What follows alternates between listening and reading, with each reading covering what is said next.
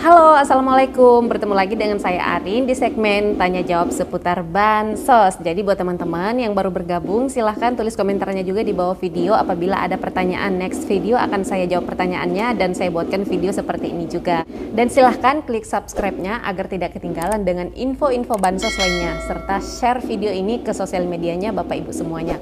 Agar masyarakat yang lainnya, teman-teman yang lainnya juga bisa tahu info ini. Baiklah, pertanyaan kali ini yang akan saya jawab ini sebenarnya menjadi permasalahan umum juga ya di lapangan, di daerah-daerah, di kampung-kampung khususnya. Setiap kali ada penyaluran bantuan sosial pasti ada saja warga yang datang menanyakan mengenai hal ini, yaitu mengenai kartu KKS yang lama yang seperti ini nih. Nah, sebenarnya kartu KKS ini dulu memang pernah dibagikan kepada warga. Itu sekitar tahun 2017 ke belakang ya. Jadi kartu ini udah lama sebenarnya, kurang lebih 5 tahun gitu ya. Nah, kartu KKS ini tuh diberikan kepada warga pada waktu itu sebenarnya sebagai identitas atau sebagai tanda pengenal bahwa masyarakat yang memegang kartu ini itu adalah masyarakat yang layak bantu atau terbilang tidak mampu secara ekonomi sehingga dia layak menerima bantuan. Nah, pada waktu itu kalau nggak salah si pemegang kartu ini dia berhak mendapatkan seperti subsidi bensin dan juga raskin serta bantuan-bantuan sosial lainnya yang pada waktu itu ya. Nah, kemudian sekitar tahun 2018 kalau nggak salah, jadi si peserta program Keluarga Harapan ini yang tadinya kartunya warna biru sebagai penerima bantuan PKH, kartunya diganti menjadi kartu combo dan namanya juga KKS atau Kartu Keluarga Sejahtera. Nah, bentuknya itu seperti ini ya, dan yang menjadi masalah sekarang antara dua kartu ini, jika kita lihat sekilas, mereka berdua ini mirip, tapi sebenarnya berbeda. Nah, sekarang saya coba memperlihatkan tampak belakangnya ya, kita lihat sama-sama.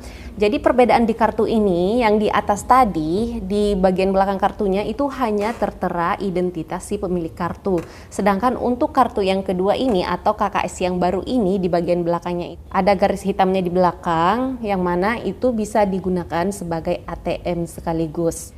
Jadi wajar aja ketika si pemilik kartu yang lama ini tadi nanyain kenapa saya mendapatkan kartu ini tapi kok nggak pernah dapat uang sama seperti si pemegang kartu KKS yang baru. Salah satunya seperti pertanyaan salah satu saudari kita yang masuk di konten saya di TikTok sebenarnya masuknya, tapi saya jawabnya di sini karena jika membalasnya di TikTok itu kurang maksimal ya karena terbatas durasi. Nah, buat teman-teman yang mau tahu akun TikToknya pendamping sosial juga bisa langsung klik linknya ya, di description box ada saya taruh linknya. Di sana ada banyak info-info bansos juga yang saya bagikan. Jadi pertanyaan yang masuk kemarin itu kayaknya dia lagi kesel banget dan butuh jawaban banget ya, karena dia ngomong ibunya itu katanya dapat kartu KKS, tapi ternyata kartu KKS-nya itu setelah ditanyakan ke aparat kampung atau desa setempat di tempat dia tinggal, ternyata itu tidak ada saldonya. Nah, setelah dicek namanya di penerima bansos, nama ibunya ini tidak terdaftar juga sebagai penerima bansos. Terus saudari kita ini nanya, kartu KKS ini sebenarnya fungsinya apa? Kenapa kartu KKS ini diberikan ke ibunya kalau nggak ada manfaatnya, nggak ada gunanya? Jadi sebenarnya dulu ini sangat berguna banget karena kartu KKS yang ini dululah yang menandakan bahwa orang itu layak bantu dan dia itu si penerima bantuan yang lama-lama ya. Tapi kalau kartu yang baru ini, dia ini adalah penerima PKH atau BPNT. Nah, pertanyaannya kenapa si pemegang kartu lama ini tidak mendapatkan kartu baru juga sama seperti peserta PKH atau peserta BPNT tersebut? Sebenarnya sebagian besar pemegang kartu ini tuh juga sudah mendapatkan kartu KKS yang baru, tapi tidak semuanya ya. Ada beberapa orang yang belum mendapatkan bantuan PKH dan juga BPNT, makanya tidak semua pemilik kartu yang lama seperti ini mendapatkan bantuan PKH atau BPNT kemudian diberikan kartu baru yang bisa berfungsi sekaligus berfungsi sebagai ATM kayak gini. Karena penyebabnya bisa jadi yang pertama, si pemegang kartu yang lama ini dia itu sosial ekonominya terdeteksi sudah mampu, cukup mampu sehingga tidak layak menerima bantuan lagi. Atau kemungkinan yang kedua, Si pemegang kartu KKS lama ini datanya masih ada di DTKS, tapi dia berada di desil yang cukup tinggi sehingga namanya masih berada di daftar tunggu.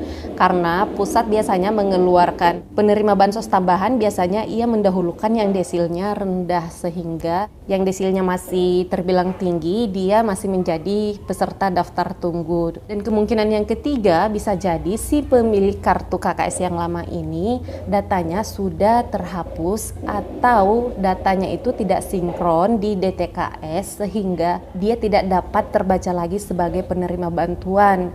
Nah, permasalahan yang tidak terbaca di DTKS ini atau menjadi salah satu data yang ditidurkan oleh Kemensos pada sekitar beberapa bulan yang lalu, itu bisa jadi karena bermasalah di datanya, misalnya nicknya yang tidak padan capil atau namanya yang tidak padan capil, dan masih banyak lagi hal-hal lainnya, termasuk salah satunya biasanya data KPM tersebut itu belum terkonsolidasikan atau belum sinkron dengan data yang ada di Dukcapil. Lalu solusinya seperti apa? Nah, bagi pemilik kartu KKS lama seperti ini tapi tidak mendapatkan bantuan sama sekali saat ini, solusinya adalah yang pertama, Bapak Ibu mungkin bisa menanyakan ke aparat desa setempat apakah namanya masih berada di dalam DTKS. Nah, kalau namanya masih ada di DTKS, berarti masih ada harapan nanti ketika ada penambahan peserta PKH atau BPNT baru tambahan gitu, namanya bisa keluar juga. Tapi apabila namanya sudah tidak ada lagi di DTKS, bisa diusulkan kembali lewat operator 6MG yang ada di kelurahan atau desa tersebut. Tapi satu hal yang harus Bapak Ibu ketahui, bahwa pada saat kita mendaftarkan diri untuk masuk di DTKS itu prosesnya cukup lama, tidak semudah kita memasukkan hari ini, besok langsung bisa dikonfirmasi, kemudian bisa langsung dapat bansos. Itu semuanya butuh proses ya. Bisa jadi memakan waktu sekitar berbulan-bulan atau bahkan lebih. Nah, kemudian data yang masuk ini juga tidak semuanya diambil mentah-mentah karena semuanya harus melalui proses musyawarah kampung lagi. Jadi setiap kampung atau kelurahan itu memiliki standar penilaiannya sendiri-sendiri ya. Jadi setiap daerah, setiap kampung mereka memiliki standar sendiri mengenai masyarakat yang tidak mampu atau layak bantu. Baiklah, semoga video ini bermanfaat. Jadi sekali lagi buat yang lainnya yang mau bertanya juga, silakan langsung tulis komentarnya di bawah video. Next video akan saya buatkan, saya jawab pertanyaannya lewat video seperti ini juga.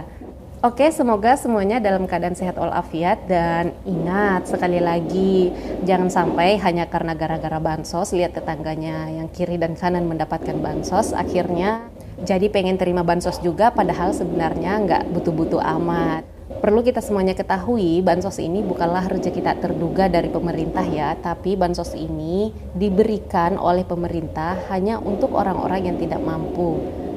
Itu pun yang saat ini terdaftar sebagai penerima bansos, harapan pemerintah juga dan kami semuanya, mereka itu tidak bergantung kepada bansos untuk selamanya. Kami harap suatu hari nanti dia bisa mandiri secara ekonomi dan tidak bergantung lagi kepada bansos, karena bansos ini sebenarnya sifatnya sementara. Suatu hari nanti ketika Bapak Ibu sudah mampu atau sudah mulai mandiri secara ekonomi, maka segera mengundurkan diri agar teman-teman yang lainnya, masyarakat yang lainnya yang tidak mampu juga secara ekonomi dan belum pernah merasakan bansos sama sekali, akan membuka peluang besar agar dia bisa merasakan bansos dari pemerintah juga.